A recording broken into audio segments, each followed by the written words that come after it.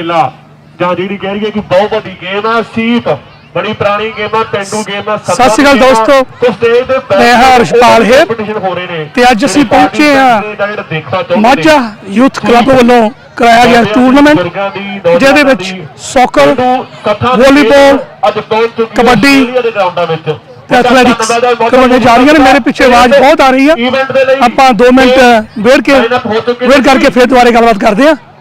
ਤੇ ਅਗਰ ਤੁਸੀਂ ਲਾਗੇ ਸਾਗੇ ਹੋ ਹਜੇ ਇੱਥੇ ਇਵੈਂਟ ਤੇ ਨਹੀਂ ਪਹੁੰਚੇ ਤੇ ਪਹੁੰਚਣ ਦੀ ਕਿਰਪਾਲਤਾ ਕਰੋ। ਇੰਡੋਸ ਟੀਵੀ ਵੱਲੋਂ ਤੁਹਾਡਾ ਸਾਰਿਆਂ ਦਾ ਇਸ ਵੇਲੇ ਸਵਾਗਤ ਹੈ। ਉਮੀਦ ਹੈ ਤੁਸੀਂ ਅੱਜ ਦੇ ਪ੍ਰੋਗਰਾਮ ਦਾ ਆਨੰਦ ਮਾਣੋਗੇ। ਅਸੀਂ ਤੁਹਾਨੂੰ ਕੁਝ ਝਲਕੀਆਂ ਲਾਈਵ ਤੇ ਕੁਝ ਝਲਕੀਆਂ ਅਸੀਂ ਰਿਕਾਰਡ ਕਰਕੇ ਤੁਹਾਡੇ ਰੂਬਰੂ ਕਰਾਂਗੇ ਆਉਣ ਵਾਲੇ 2-4 ਦਿਨਾਂ ਦੇ ਵਿੱਚ। ਤੇ ਸਾਡੀ ਵੱਡੀ ਟੀਮ ਇੱਥੇ ਪਹੁੰਚ ਚੁੱਕੀ ਆ, ਕੋਈ ਇੰਟਰਵਿਊ ਕਰ ਰਹੇ ਨੇ, ਕੋਈ ਸੌਕਰ ਕਵਰ ਕਰ ਰਹੇ ਨੇ। ਬਾਅਦ ਦੇ ਵਿੱਚ ਅਸੀਂ ਕੋਸ਼ਿਸ਼ ਕਰਾਂਗੇ ਕਿ ਲਾਈਵ ਵੋਲੀਬਾਲ ਤੁਹਾਡੇ ਰੂਬਰੂ ਕਰੀਏ, ਸੈਮੀ ਫਾਈਨਲ ਅਤੇ ਫਾਈਨਲ। ਤੇ ਸਵੇਰੇ ਓਪਨਿੰਗ ਸੈਰਮਨੀ ਹੋ ਚੁੱਕੀ ਆ ਤੇ ਕਾਫੀ ਪਰਿਵਾਰ ਇੱਥੇ ਆ ਚੁੱਕੇ ਆ। ਤੇ ਅਗਰ ਤੁਸੀਂ ਨਹੀਂ ਪਹੁੰਚੇ ਤਾਂ ਜ਼ਰੂਰ ਪਹੁੰਚੋ। ਮੇਰੇ ਪਿੱਛੇ ਸਟੇਜ ਲੱਗੀ ਹੋਈ ਆ ਤੇ ਇੱਧਰ ਸੌਕਰ ਮੈਚ ਹੁੰਦੇ ਸੀਗੇ ਹੋ ਡੇ ਹੁਣ।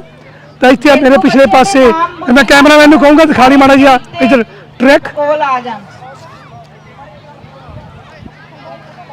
ਆ। ਇੱਧਰ ਦੌੜਾ ਹੋਣਗੀਆਂ ਥੋੜੇ ਚਿਰ ਨੂੰ ਤੇ ਇੱਧਰ ਸੱਜੇ ਹੱਥ ਮੇਰੇ ਸਿਲੈਕਟ ਕੀਤੇ ਨੇ ਉਹ ਅਸੀਂ ਨਾਮ ਬੋਲਣ ਜਾ ਰਹੇ ਹਾਂ। ਉਹ ਸਟੇਜ ਦੇ ਕੋਲ ਆ ਜਾਣ। ਇਧਰਲੇ ਪਾਸੇ ਮੇਰੇ ਸੌਕਰ ਦਾ ਮੈਚ ਹੋਣਾ, ਪਹਿਲਾ ਹੋ ਚੁੱਕਾ ਆ ਤੇ ਦੂਜਾ ਹੋਣ ਵਾਲਾ। ਤੇ ਪਿਛਲੇ ਪਾਸੇ ਮੇਰੇ ਤੁਸੀਂ ਦੇਖ ਸਕਦੇ ਆ ਕਿ ਸਟੇਜ ਲੱਗੀ ਹੋਈ ਆ ਜਿਹਦੇ ਵਿੱਚ ਕੁਝ ਸ਼ੀਲਡਾਂ ਪਈਆਂ ਨਜ਼ਰ ਆ ਰਹੀਆਂ ਨੇ।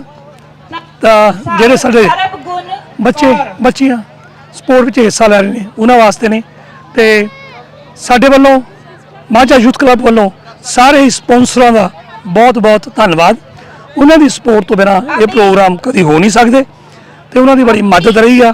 ਤੇ ਮਾਝਾ ਯੂਥ ਕਲੱਬ ਦੇ ਜਿੰਨੇ ਵੀ ਸੰਚਾਲਕ ਨੇ, ਜਿੰਨੇ ਵੀ ਉਹਦੇ ਵੋਲੰਟੀਅਰਸ ਹਨ, ਉਹਨਾਂ ਦੀ ਬੜੀ ਮਿਹਨਤ ਹੈ। ਉਹਨਾਂ ਬੜੀ ਮਿਹਨਤ ਦੇ ਨਾਲ ਪ੍ਰੋਗਰਾਮ ਰਚਿਆ ਹੈ ਤੇ ਇਸੇ ਤਰ੍ਹਾਂ ਹਰ ਸਾਲ ਉਹ ਕਰਦੇ ਰਹਿਣਗੇ, ਇਹੀ ਸਾਡੀ ਉਮੀਦ ਹੈ।